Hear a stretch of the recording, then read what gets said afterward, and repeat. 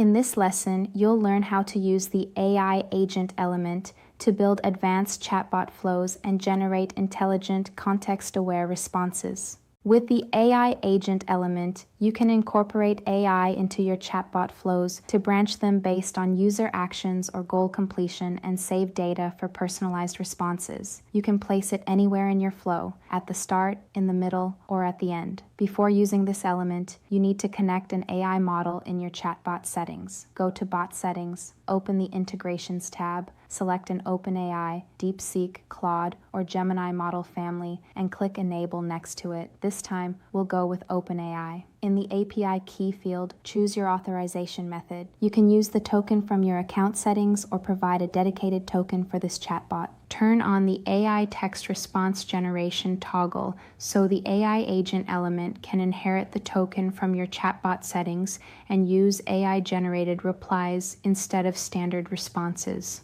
If a subscriber sends multiple questions in a row, you can limit the number of requests to avoid overspending. By default, every subscriber can send up to 100 requests to AI per day.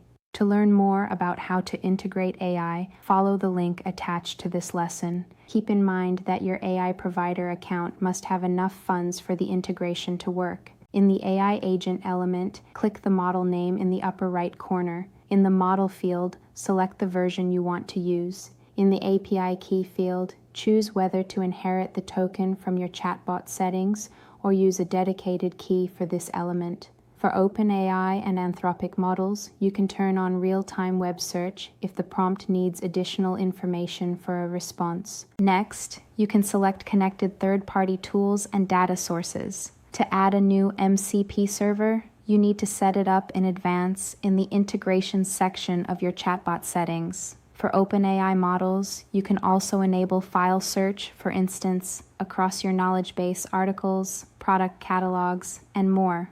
You can manage files directly in your OpenAI account. To help the AI better understand subscriber conversations, you can define how many recent messages from the user and the chatbot are used as context.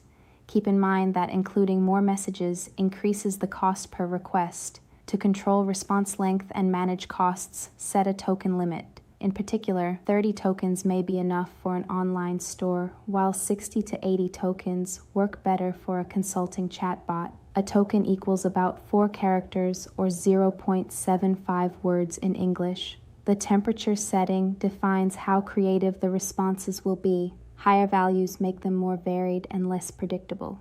Now, save your changes and go back to the element settings. In the bot instruction field, write a prompt that defines the AI's role, your company, your products or services, the response format, and examples of common questions and answers. You can also add variables to personalize the prompt for every subscriber.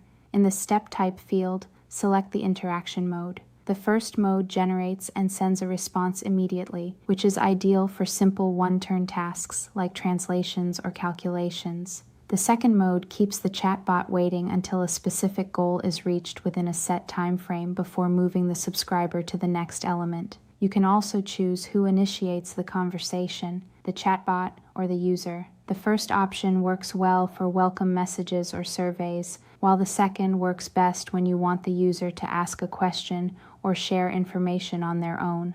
In the Set Goals as Exit Conditions field, define what counts as a completed goal. For instance, when a user shares their phone number, confirms an order, or signs up for a webinar, click Save Data from User Reply to set up which data the AI should extract and save to variables like a phone number, a product preference, or a booking date. You can also set up how long a user stays in the AI agent in minutes, hours, or days to automatically close inactive conversations. In the Execution Behavior upon Exit Condition Trigger field, select whether to send a reply to the subscriber as a message or continue the flow without sending it.